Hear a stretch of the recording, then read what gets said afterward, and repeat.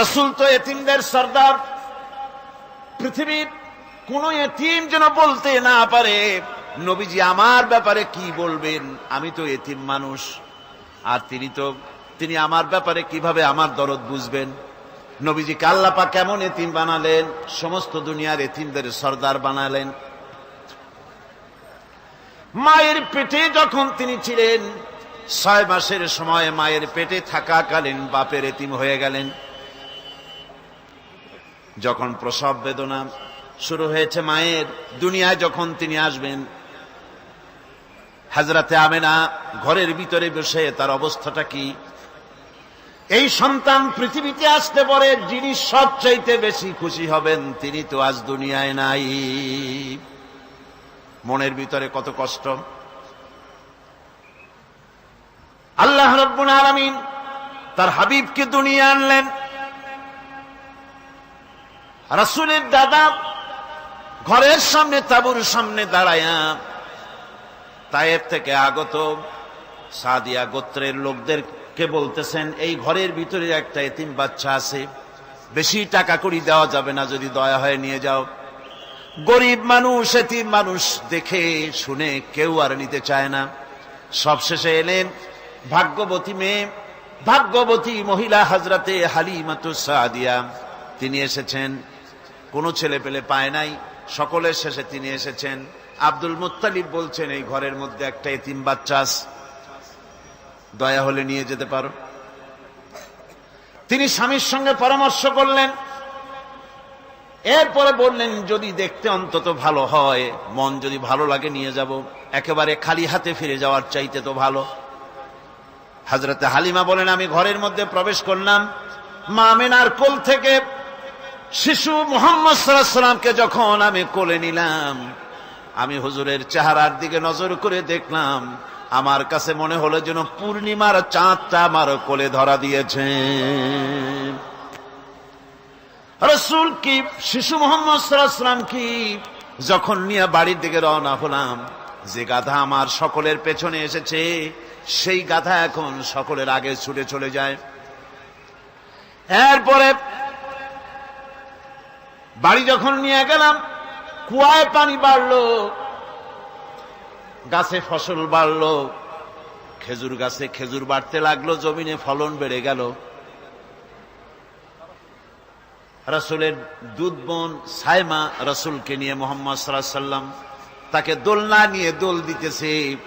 কি আশ্চর্য অবস্থা! সাইমা তাকে দোল দিচ্ছে আর বলতেছে, বেঁচে থাকুক মুহাম্মদ সাল্লাল্লাহু আলাইহি ওয়াসাল্লাম, সে দীর্ঘজীবী হোক। কবি লিখতেছেন, কি আশ্চর্য কথা! বেদুইন বালিকা কারে নিয়ে দোল দেয় সে কি তা জানে? বিশ্বনবী মুহাম্মদ রাসূলুল্লাহ সাল্লাল্লাহু আলাইহি ওয়াসাল্লাম এভাবে এতিম অবস্থায় জীবন তার শুরু হলো। যখন তিনি ফিরে এলেন 6 বছর বয়সের সময়, যখন মায়ের কাছে তিনি ফিরে এসেছেন, প্রতিদিন তিনি খেলা দেখতে যান ময়দানে। ইতিহাসের মধ্যে লেখা হয়েছে, মা প্রতিদিন সন্ধ্যার সময় তাকে ফিরে পান। আজকে সন্ধ্যা হয়ে গেছে, শিশু মুহাম্মদ সাল্লাল্লাহু আলাইহি ওয়াসাল্লাম বাড়ি ফেরেন না। কারণ কি, কেন বাড়ি ফেরে না? সন্ধ্যার দিকে তিনি চলে গিয়েছেন পাহাড়িয়া ময়দানে, যে দেখেন ধুধু করতেছে, চতুর্দিকে সন্ধ্যা হয়ে গেছে, অন্ধকার হয়ে গেছে, কোনো ছেলে পেলে নাই, কেউ নাই। পাহাড়ের পাদদেশে বসে শিশু মুহাম্মদ সাল্লাল্লাহু আলাইহি ওয়াসাল্লাম কাঁদতেছেন। মা প্রশ্ন করলেন, বাবারে, সন্ধ্যা উত্তীর্ণ হয়ে গেল, কেন একা একা বসে বসে কাঁদো? তিনি বলছেন, মাজি, আজ কদিন খেলা দেখতে আসলাম ময়দানে, প্রতিদিন দেখি যখন সন্ধ্যা হয়ে যায় মুরব্বী শ্রেণীর কিছু লোক আসে, ছেলেকে নাম ধরে ডাক দেয়, ছেলেরা দৌড়ে তার বাবার কাছে চলে যায়, আর বাবা ছেলেকে কোলে নিয়ে মুখে চুমা দিয়ে বাড়ির দিকে নিয়ে যায়।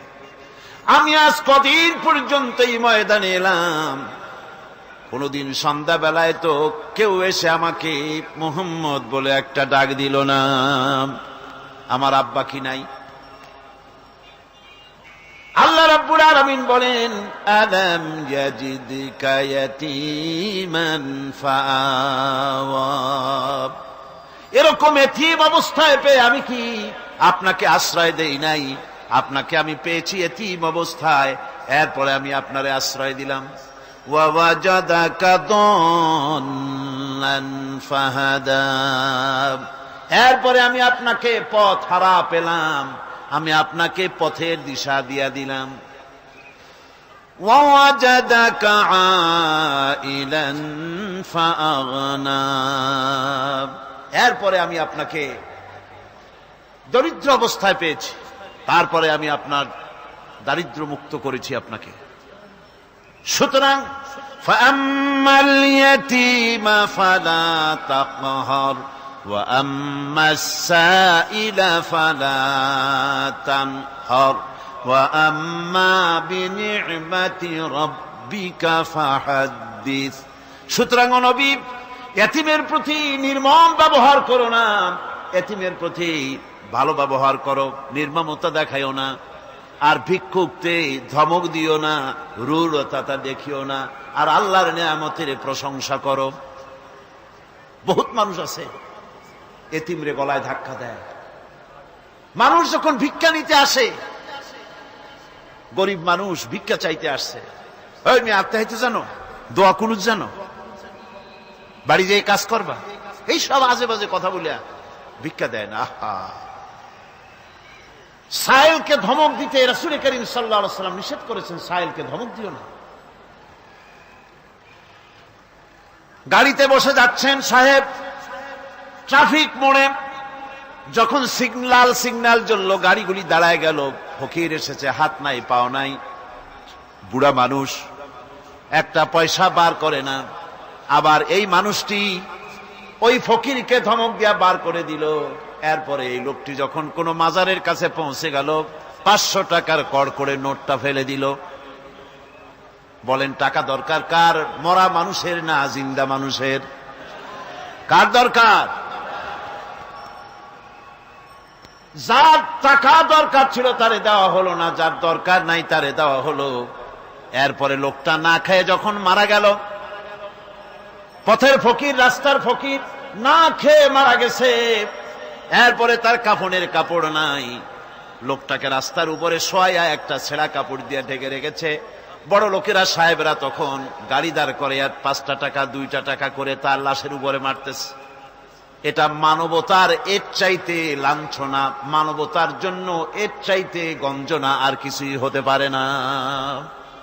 মানবতার প্রতি লাঞ্ছনা, এর থেকে আর দুর্গতি কি হতে পারে?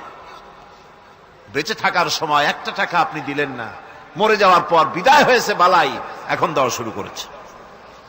আমার বন্ধুগণ, এই জন্য এতিমের প্রতি দরদ করার জন্য আল্লাহ পাক কোরআনের ভিতরে পরিষ্কার বলেছেন। রাসূল করিম সাল্লাল্লাহু আলাইহি ওয়াসাল্লাম নিজে এতিম ছিলেন, আর এতিমের প্রতি তার এত দরদ ছিল, একবার তিনি ঈদের দিকে নামাজ পড়ার জন্য যাচ্ছেন। প্রতিমধ্যে দেখেন একটা বাচ্চা ছেলে কাঁদতেছে। এই রাস্তায় কত মানুষ গেল, কেউ দাঁড়ালো না থমকে, বাচ্চার ক্রন্দন কাউকে থামাইতে পারল না। কিন্তু বিশ্ব নবী, দয়ার নবী রাহমাতুল লিল আলামিন বাচ্চার কান্না দেখে পাও বাড়াতে পারলেন না। নবীজি দাঁড়ায় গেলেন, জিজ্ঞেস করেন, ও বাচ্চা, ঈদের দিনে কাঁদো কেন? ঈদের দিনে তো কাঁদতে নাই। বাচ্চা বলে, তোমার কাছে বলবো না, আমি সেই সকালবেলা থেকে বসে আছি, আমি যদি মক্কার আব্দুল্লাহর পুত্র মুহাম্মদ রাসূলুল্লাহ সাল্লাল্লাহু আলাইহি সাল্লামকে পাই, মনের দুঃখ তার কাছে বলবো। বিশ্ব নবী জমিনের উপরে বসে পড়লেন, বাচ্চারে কোলের উপরে উঠায় বলেন, বাচ্চা বলো কি তোমার দুঃখ? তুমি যার জন্য বসেছো আমি তো সেই এতিম নবী, কি বলতে চাও? বাচ্চা বলতেছেন, ইয়া রাসূলুল্লাহ, আমার বাবা মারা গেছে, সেই ছোট্টবেলায় একেবারেই তখন মায়ের পেট থেকে আমি আসার পর বাপ মরে গেল, আমার মা আর একজনের সঙ্গে বিয়ে বসেছে, সেই পুরুষটি আমারে দেখতে পারে না, আমার মা যদি আমারে কোলে করে এসে সহ্য করতে পারে না, আমারে চুমা খাইলে সহ্য করতে পারে না, আমারে খাবার দিলে মা মার খায়, আজ ঈদের দিনে রাতে আমার মা আমাকে বলল, বাবারে তোমার কপাল খারাপ, তোমার বাবা মারা গেছে, তোমাকে সাহায্য করার কেউ নাই, আমি তোমার যত্ন করতে পারলাম না, কোলে নিয়ে সুমাও দিতে পারি না, আমার এমনই কপাল খারাপ। সুতরাং এতিমের দরদ এতিম ছাড়ার কেউ বুঝবে না। তুমি আজ চলে যাও, ওই রাস্তায়, ঈদের রাস্তায় দাঁড়ায় থাকো, মাঠের রাস্তার পাশে, বিশ্ব নবীর কাছে তোমার দুঃখ বলো, এতিমের দুঃখ তিনি বুঝবেন। আমি মায়ের কথা মতো এই জায়গায় এতক্ষণ বসে আছি, হুজুর আপনি দয়া করে, আমার কথা তো আপনার কাছে বললাম, আমার মনের এই দুঃখ। নবীজি বাচ্চার কথা শুনতেছিলেন, চোখ দিয়া পানি পড়তেছিল, বাচ্চাকে বুকের সঙ্গে জড়িয়ে ধরে নবীজি বলেন, ও এতিম, মুহাম্মদ সাল্লাল্লাহু আলাইহি ওয়াসাল্লাম যদি তোমার পিতা হন আর হযরতে আয়েশা যদি তোমার মা হয়ে যায়, বলো তোমার মনের দুঃখ মেটে নাকি? ছেলে ডুকরে কেঁদে উঠলো আর বলল, ইয়া রাসূলুল্লাহ, আপনি যদি আমার পিতা হন আর আয়েশা যদি আমার মা হয়ে যায়, এর থেকে বড় সৌভাগ্যের আমার তো আর কিছুই নাই। নবীজি এতিমকে বাড়ি নিয়ে গিয়ে হযরতে আয়েশার হাতে তুলে দিয়ে বললেন, আয়েশা রে, পবিত্র ঈদের দিনে আল্লাহ রাব্বুল আলামিন তোমার জন্য একটা উপহার পাঠিয়েছেন, এটা যত্ন করো। এতিমের প্রতি দরদ রাখার জন্য আল্লাহ রাব্বুল আলামিন বলেছেন, এতিম, মিসকিন, বিধবা, অসহায় লোক, তাদের প্রতি যাতে করে মুসলিম সমাজ লক্ষ্য রাখে, সেজন্য আল্লাহ পাক নির্দেশ করেছেন। বুখারী এবং মুসলিম শরীফের হাদিসে এসেছে, আস-সাই আলাল আরমালাত ওয়াল মিসকিন কাস-সাই ফি সাবিলিল্লাহ। বিধবাদের জন্য, মিসকিনের জন্য কেউ যদি কোনো উদ্যোগ গ্রহণ করে, কেউ কোনো সাহায্য দেয়, জিহাদের ময়দানে জিহাদ করে আল্লাহর রাস্তায় যে সওয়াব পাওয়া যায়, যে মর্যাদা পাওয়া যায় আল্লাহর কাছে, এতিম, মিসকিন, বিধবাকে সাহায্য করলে সেই সওয়াব আল্লাহ রাব্বুল আলামিন আমলনামায় দিয়ে দেন। আমাদের প্রিয় নবী এতিম মিসকিনদের খুবই ভালোবাসতেন তার নিজের চাকর হযরত যায়েদ ও আনাস রাদিয়াল্লাহু তাআলা আনহুকে। সে সম্পর্কে এখন আলোচনা করা হচ্ছে। তার চরিত্রই প্রমাণ করে, নবীদেরকে বাইয়িনাত দেওয়া হয়েছে, এমন চরিত্র, আচার আচরণ দেওয়া হয়েছে যাতে করে লোকেরা অভিভূত হয়ে যায়, আকৃষ্ট হয়ে যায়। হযরতে যায়েদ, তিনি তো কৃতদাস ছিলেন, হারায় গেলেন বাপ মা থেকে, আর এরপরে কুদরত তারে মুহাম্মদ সাল্লাল্লাহু আলাইহি ওয়াসাল্লামের ঘরে উঠায় দিল। তিনি তখনও আল্লাহর নবী, তখনও নবুয়তের দায়িত্ব পান নাই। যায়েদের পিতার কাছে খবর হয়ে গেল, যায়েদ আছে রাসূলের বাড়িতে, মুহাম্মদ সাল্লাল্লাহু আলাইহি ওয়াসাল্লামের বাড়ি মক্কায়। তারা এসে হুজুরের সঙ্গে দেখা করে বললেন, মুহাম্মদ সাল্লাল্লাহু আলাইহি ওয়াসাল্লাম, জানতে পেরেছি আপনার কাছেই আমাদের ছেলে যায়েদ আছে, মেহেরবানি করে তাকে আমাদেরকে ফিরায় দেন। হুজুর বলেন, যায়েদ যদি তোমাদেরকে চিনতে পারে আর যদি যেতে চায়, আমার পক্ষ থেকে কোনো আপত্তি নাই, অবশ্যই যাবে। তবে যায়েদ যদি যেতে না চায়, আমি এমন লোক নই যে কেউ আমার কাছে থাকতে চাইলে আমি জোর করে তাকে ঠেলেও দিতে পারি না, আমি তেমন লোক নই। পিতা বললেন, আপনি অবশ্যই যুক্তিপূর্ণ কথা বলেছেন। হযরতে যায়েদ কানা হলো। হুজুর বললেন, তুমি কি চেনো এদের? কি? যায়েদ বললেন, চিনি, ইনি আমার বাবা, উনি আমার চাচা। যায়েদের পিতা বলেন, বাবারে বাড়ি চলো, তোমার মা কেঁদে কেঁদে হয়রান, চলো বাড়ি যাই, বাড়ির যা কিছু আছে সব তোমাকে ফিরিয়ে দেওয়া হবে। হযরতে যায়েদ বলতেছেন, পিতা, বাড়িতে যা আছি তাই শুদ্ধ, তামাম দুনিয়াটা যদি আমারে দেওয়া হয়, এই লোকটির কাছে থেকে যে ব্যবহার পেয়েছি, আমি এই লোকের কদম ছেড়ে যেতে পারি না। তার চরিত্রই প্রমাণ করে তিনি নবী, কি ব্যবহারটা পেয়েছেন। হযরত আনাস রাদিয়াল্লাহু তাআলা আনহু ছোট মানুষ, 8 বছর বয়সের সময় হুজুরের খাদেম হয়ে হুজুরের বাড়িতে আসছেন। আচ্ছা, 8 বছর বয়সের কিশোর ভুল তো করতেই পারে, গরম পানি চাইলে ঠান্ডা পানি এনে দেবে, স্যান্ডেল চাইলে জুতো আনবে, বিছানা বিছাইতে বললে উঠাই থবে, এটা স্বাভাবিক। কিশোর মানুষ, ছোট মানুষ। এবার শুনুন, বাইয়ানাত কারে বলে? নবীদের বাইয়ানাত আল্লাহ যে দিয়েছেন সেটা কি জিনিস?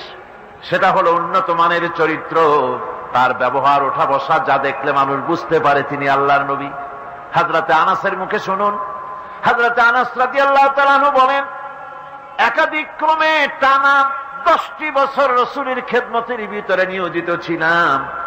10টি বছরের ভিতরে একটা দিনের জন্য নবীজি আমাকে ধমক দিয়ে কথা বলেন নাই। এটা ধমক দিলেন না আমারে, এটা করছো কেন, এটা করো নাই কেন? সুবহানাল্লাহ বিহামদিহি। গোটা পৃথিবীর সমস্ত মুমিন মুসলমানদের, পুরুষ আর নারীদের জীবন, কলিজা, রক্ত রাসূলের কদম মোবারক উৎসর্গ হয়ে যায়। মহান রব্বুল আলামিনের কাছে তার হাবিব রাসূলুল্লাহ সাল্লাল্লাহু আলাইহি ওয়াসাল্লামের ছিল বিশেষ মর্যাদা। আসুন আমরা সে সম্পর্কে আলোচনা শুনি। আমার ভাইরা, রাসূল পাক সাল্লাল্লাহু আলাইহি ওয়াসাল্লাম আল্লাহর নবী এমন এক মহান সত্তা ছিলেন যে তিনি দোয়া আল্লাহর দরবারে হাত উঁচু করতে দেরি আছে, কিন্তু দোয়া কবুল হতে দেরি নাই।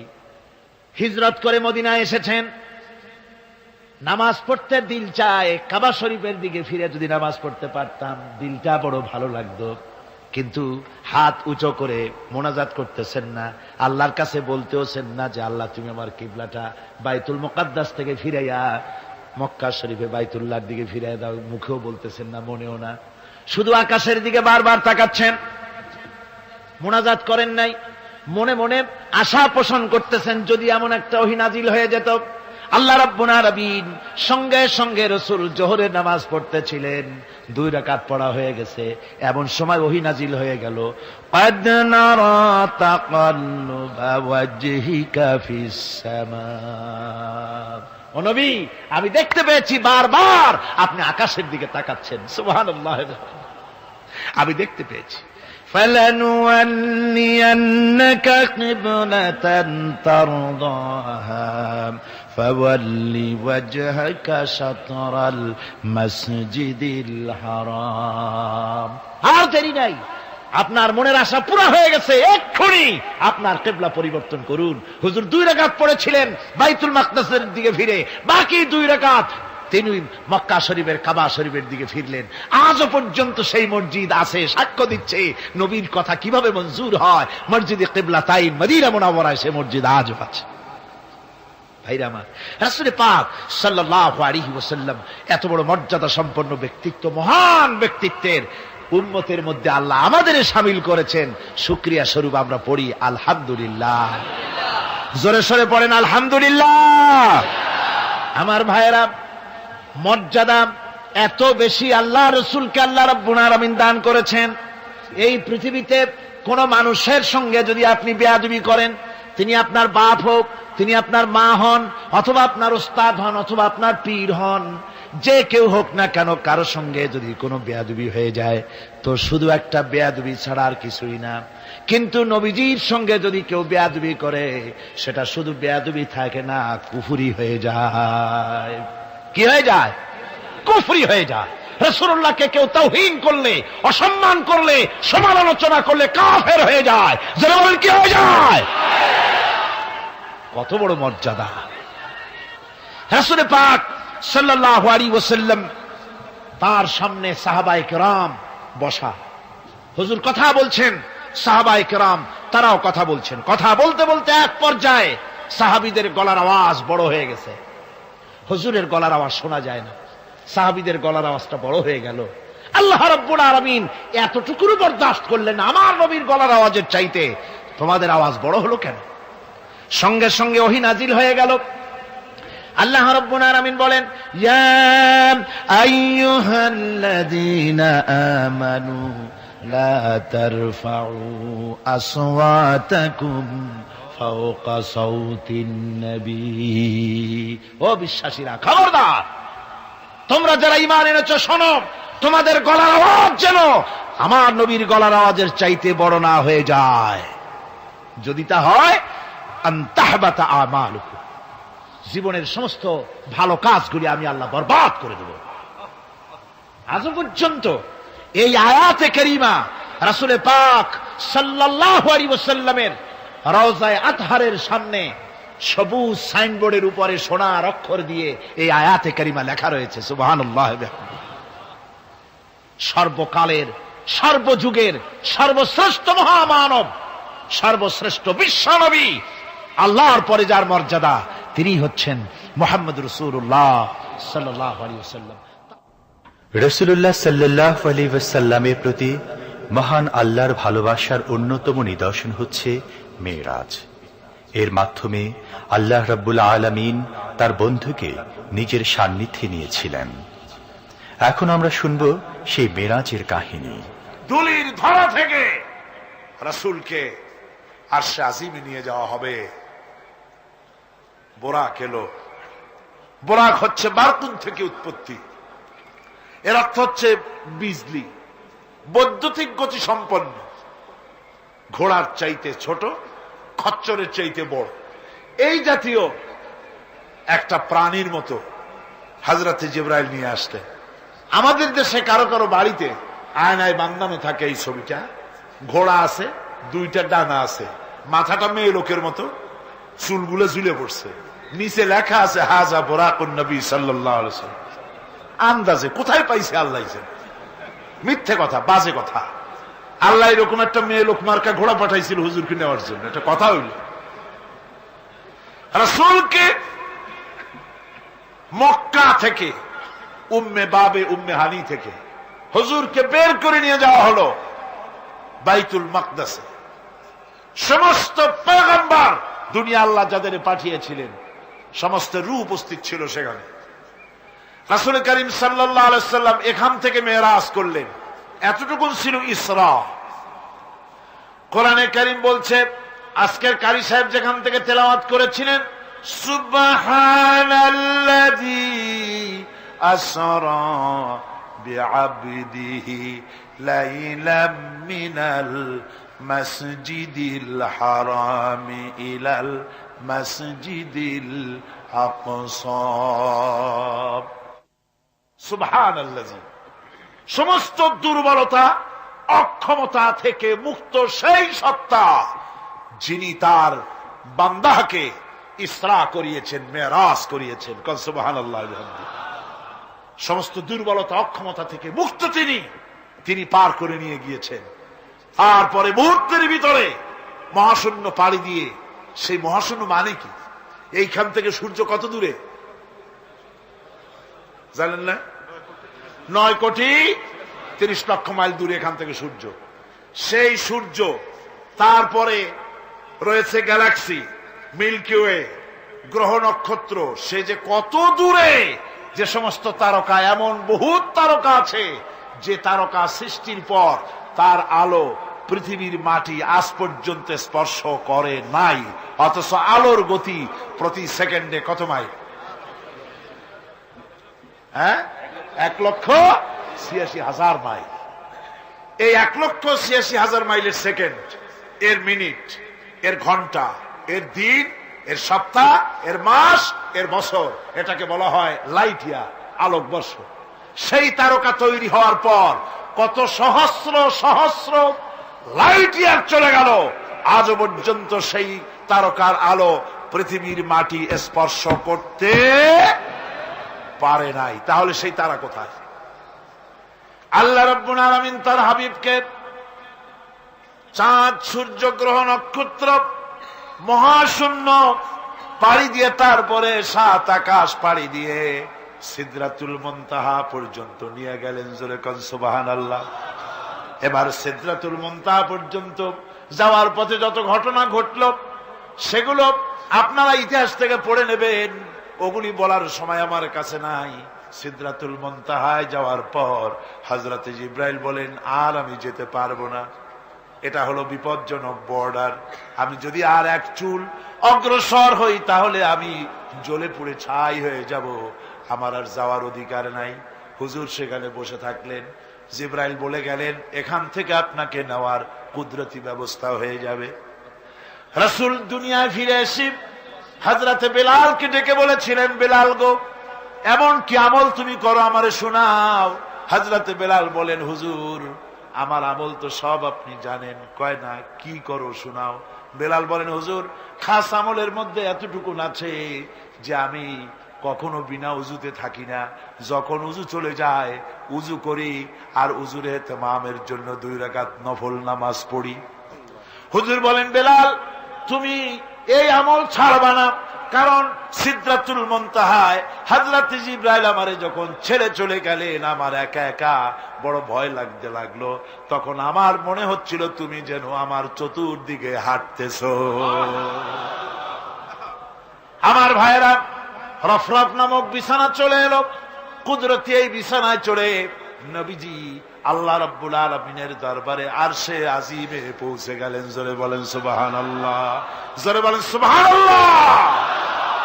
যেখানে পৃথিবীর কোন মানুষের যাওয়া সম্ভব নয়, গোটা পৃথিবীর মানুষের মর্যাদা আল্লাহ পাক বাড়ায় দিলেন। আরশে আজিমে হুজুরকে নিয়ে গেলেন। তারপরে তিনি কথাবার্তা হুজুরের সাথে কি বললেন, সেই কথাগুলি নিয়ে আমাদের দেশে কথা হলো এই যে হুজুরকে নিয়ে আল্লাহ 5 ওয়াক্ত নামাজ দিছিলেন তো 50 ওয়াক্ত। মুসা আলাইহিস সালামের সাথে দেখা না হইলে তো কাম সারছিল, আমাদের আর উপায় ছিল না। আরে ভাই, শুধু নামাজ দেওয়াই যদি উদ্দেশ্য হবে তাহলে রোজার মতো তো আল্লাহ দুনিয়ায় বসে দিতে পারতেন কিনা, হজের মতো জাকাতের মতো পারতেন কিনা। শুধু নামাজের জন্য নয়, আল্লাহ পাকের কায়নাত দেখাবার জন্য আল্লাহ পাক তাকে নিয়েছিলেন। বেহেশত দেখাইছেন, দোজখ দেখাইছেন, ভালো কাজ করলে কিরকম শান্তি হবে, খারাপ কাজ করলে কিরকম শাস্তি হবে চোখে দেখাই দিয়েছেন মুহাম্মদ রাসূলুল্লাহ সাল্লাল্লাহু আলাইহি ওয়াসাল্লামকে। মেরাজ থেকে ফিরে এলেন, ঘরে এসে দেখেন উজুর পানি, উজু করে যে গেছিলেন উজুর পানি তখনও গড়াচ্ছে। যে দরজা দিয়ে বেরিয়েছিলেন দরজাটা ধাক্কায় তখনও কাঁপতেছে। যে বিছানায় শোয়া ছিলেন সে বিছানায় মানুষ শুয়ে থাকলে যেমন উষ্ণ থাকে সেরকমের উষ্ণ ভাব তখনও আছে। কেমনে হলো মাথায় ঢুকবে না। সুবহানাল্লাহ কোন ঢুকবে, জোরে কোন সুবহানাল্লাহ। এটার ব্যাপারে কোন বিজ্ঞান দর্শন যুক্তির প্রয়োজন নাই। প্রয়োজন শুধু এতটুকু, আল্লাহ তার হাবিবরে নেবেন, কত দ্রুত নিবেন, কত দ্রুত পাঠাবেন এটা তিনিই ভালো জানেন, আমাদের কোনো জানার কথা না। ঠিক কিনা কর? তবে দৃষ্টান্ত যদি চান তাহলে আমি দৃষ্টান্তটা এভাবে দিতে পারি, বুঝাবার জন্য একটা দৃষ্টান্ত দিতে পারি। সেটা হলো এই, ধরেন বাংলাদেশে কোন প্রেসিডেন্ট আসবে, পৃথিবীর যে কোনো দেশের এক প্রেসিডেন্ট আসবে। এটা আসার যখন খবর হয়ে যাবে তখন পত্র পত্রিকায় রুট বলে দেওয়া হয়, এই রুটে রাষ্ট্রীয় মেহমান রাষ্ট্রীয় অতিথি ভবনে আসবেন, এই রাস্তা দিয়ে সাধারণ ট্রাফিক চলাচল বন্ধ থাকবে। এয়ারপোর্ট থেকে নিয়ে রাষ্ট্রীয় অতিথি ভবন পর্যন্ত মেহমান না আসা পর্যন্ত সমস্ত ট্রাফিক চলাচল বন্ধ। মেহমান পৌঁছে যাবে, তারপরে আবার স্বাভাবিক ট্রাফিক চলবে। এটা জানেন কিনা?